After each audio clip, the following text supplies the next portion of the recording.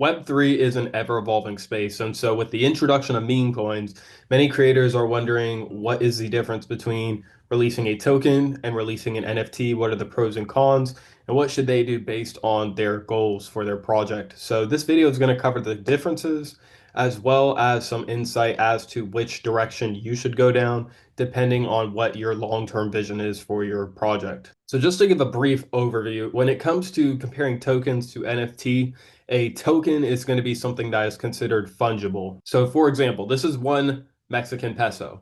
So this is a fungible currency because I can trade one peso for another peso and there's not a difference in the actual asset itself. Now, a non-fungible asset, an NFT, is going to be something that is not interchangeable for just any other asset within the same class. They have a uniqueness to them in the sense that, like, for example, well, I don't really like using art because art is just way too oversaturated. But let's say for Rolex, right? Let's say Rolex decided they wanted to release an NFT collection, 100 NFTs. Each one is a different style of watch.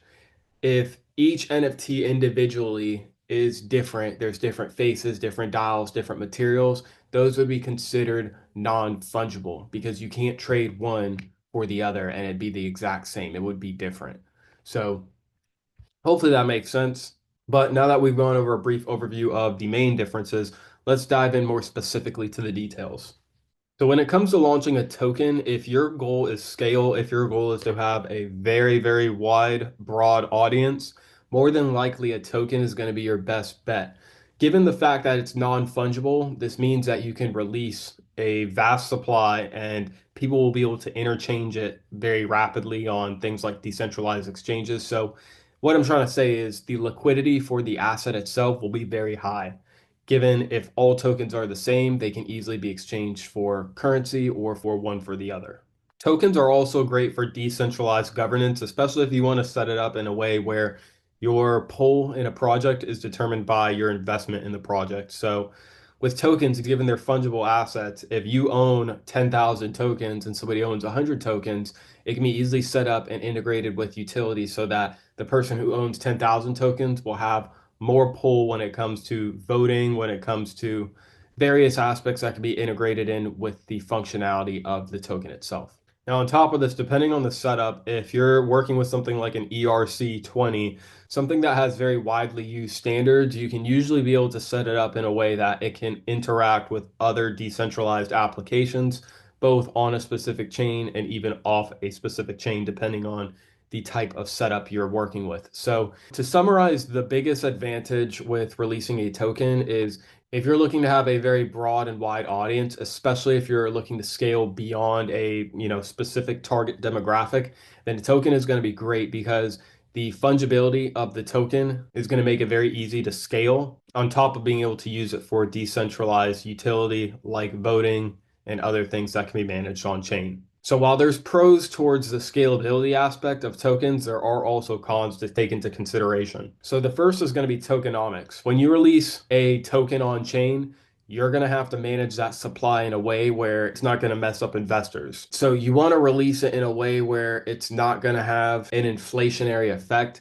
If you're just dumping tons and tons of tokens onto the market, but you don't have enough buyers to go with the supply, then you can dilute the value of the token and that can cause investors to lose money. So that is something to take into account of. And tokenomics, they can get kind of complex.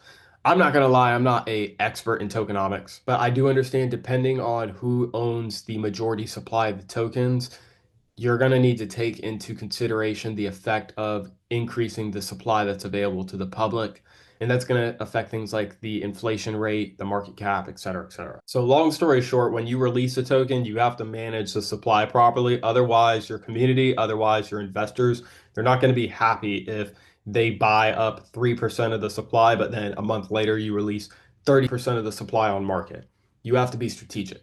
On top of this, given Web3 is still a very underdeveloped space, we're still seeing the laws begin to catch up. And so when it comes to tokens, if it's looked at as a security, if it even resembles a security, you can get into some problems with the SEC depending on how you have set up and marketed your project. Given that accredited investors are the safest to make offers to, when you release a token, typically it's going to have a much lower entry fee, which is going to open it up to a lot more unaccredited investors. So if you are going to go down the token route, obviously you want to make sure your project is solid, but you definitely want to make sure you're doing right by your investors. Otherwise, you can have some trouble with the SEC and compliance.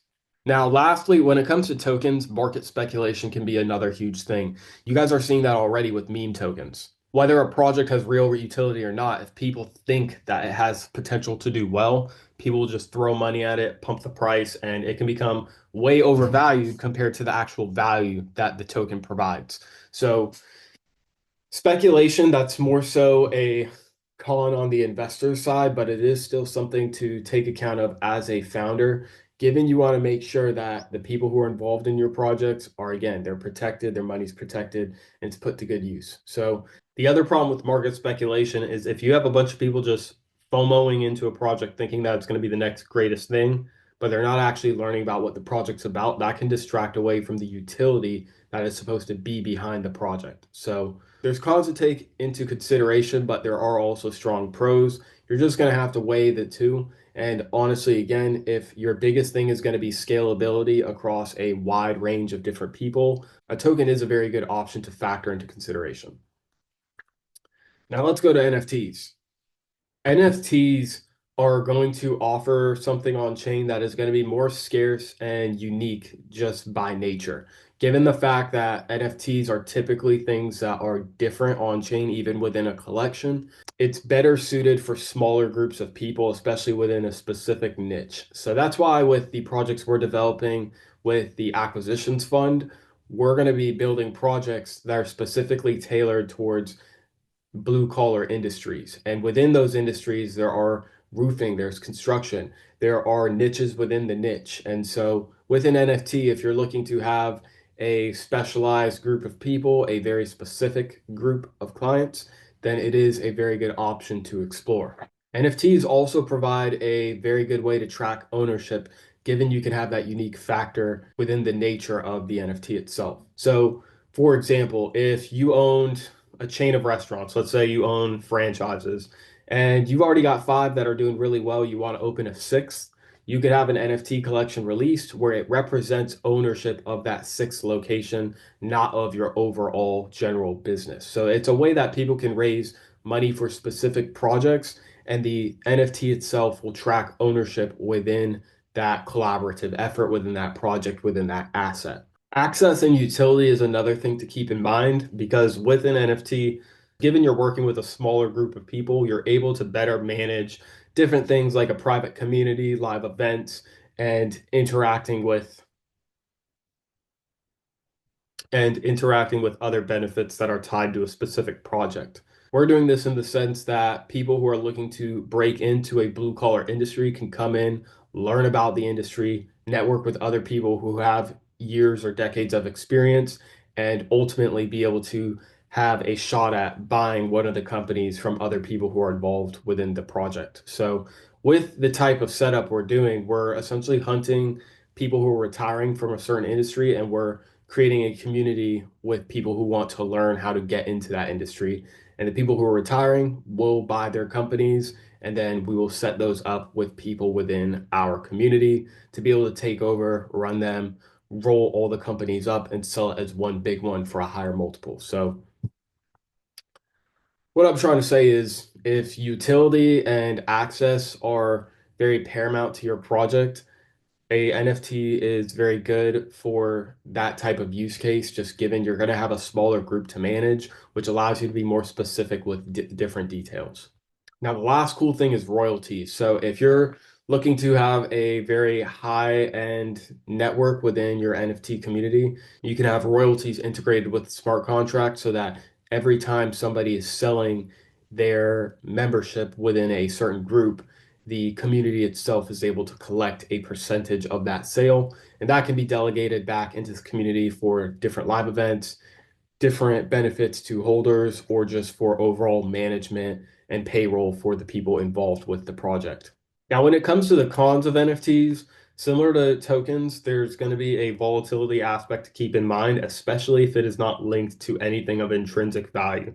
This is why the projects that we're focusing on building within the enterprise that I'm documenting on this channel is the fact that these projects are going to be tied to real world assets. So given if an NFT project is linked to a piece of real estate, crypto could go, down 80% on a correction, and the value of our projects would still hold, given they would be tied to a real estate property or a business. There's different things you can tie it to, but if you don't have your NFT project tied to a specific project, you are going to need to take into account that when the crypto market takes a downturn, more than likely your project will drop in value as well as far as the floor price.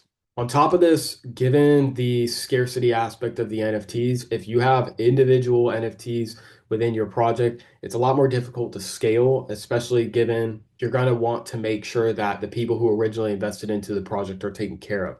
You don't want to make a bunch of duplicates of things that are already available and already owned, but at the same time, if you already have a pre-existing project with a pre-existing theme and your investors are happy, you may not want to increase that supply necessarily. So the scarcity aspect is going to be something to take into account of. It's not going to be something that is as scalable as tokens. On top of this, there's also going to be an access barrier. Tokens have become a lot more popular in 2024, given the fact that there's now sites that you can go on and you can buy a token with relatively little effort. You can get set up within 20 minutes and already start trading meme tokens. When it comes to NFTs, there is going to need to be an understanding of how to use MetaMask, how to hook that up to the platform you're working with, whether that is a secondary market like OpenSea or a front end that the project has made specifically. And that's a problem that can be overcome with the proper education. However, it is still something that you are going to need to keep in mind, just given most people have never bought an NFT project before. So overall, comparing the two, tokens to NFTs, if your goal is scalability across a large network of people who may not have shared or common interests, a token is going to be your best bet, especially given with the fungibility aspect of the token. You're going to be able to integrate different use cases like voting and integration with other platforms if using a commonly used standard. Now, if your goal is exclusivity and tracking ownership, then NFTs present a very good option given the fact that it's going to have a more limited supply available to the public, on top of the fact that NFT projects can be released specific to various assets or various projects that are just carried out by a specific founder. So with this video, hopefully that gives a little better context on the difference between tokens and NFTs and gives some more clarification for those who are looking to get involved on the Web3 space. So if you guys found value from this video, make sure to drop a like, drop a comment, subscribe, and I will see you guys on the next video. Peace.